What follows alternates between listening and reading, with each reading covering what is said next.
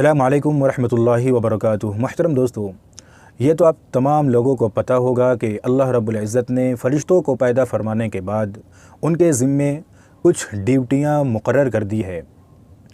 ان فرشتوں میں سے ایک فرشتہ جن کا نام حضرت اسرائیل علیہ السلام ہے، ان کے ذمے اللہ رب العزت نے تمام مخلوقات کی جان نکالنے کی ذمہ داری عائد کی ہے۔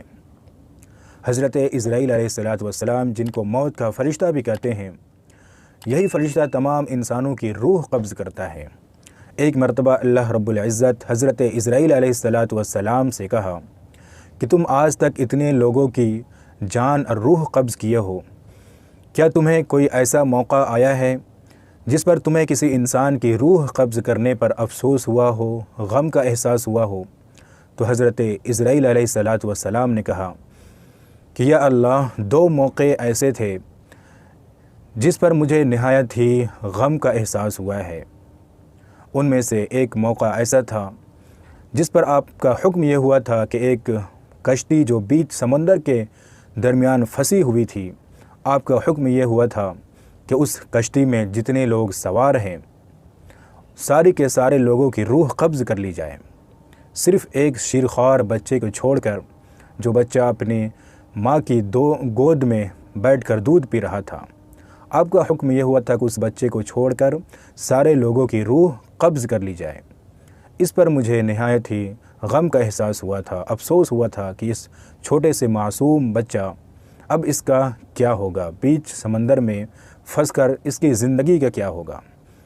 خیر، آپ کا حکم تھا، میں نے اس حکم کو تعمیل میں لایا۔ اور دوسرا موقع جس پر مجھے غم اور افسوس ہوا تھا روح قبض کرنے پر، شداد نام کا ایک بادشاہ تھا جو بڑی منتوں کے بعد، بڑی محنت اور اپنی تمام دولت کو خرچ کرنے کے بعد اپنے لیے جنت تیار کروائی تھی۔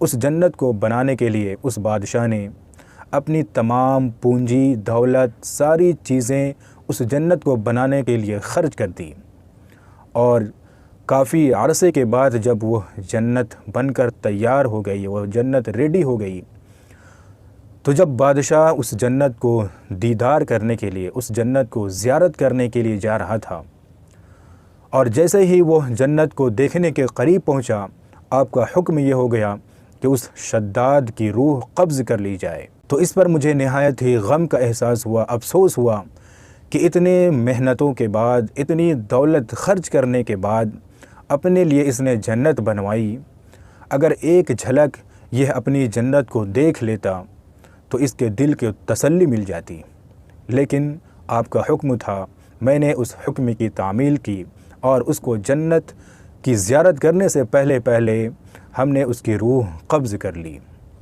تو اللہ رب العزت فرماتے ہیں کہ اے فرشتے، جو میں جانتا ہوں وہ تم نہیں جانتے۔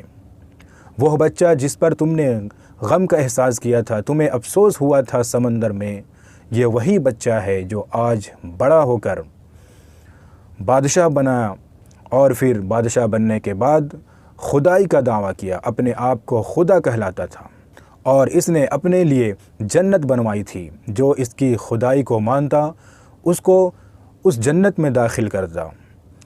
تو لہٰذا میں نے اس کی خدائی کی تکبر کو یہیں پر ختم کر دیا۔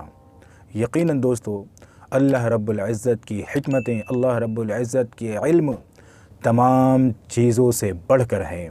اللہ رب العزت ہم تمام کو قدرت کاملہ پر کامل یقین عطا فرمائے، آمین۔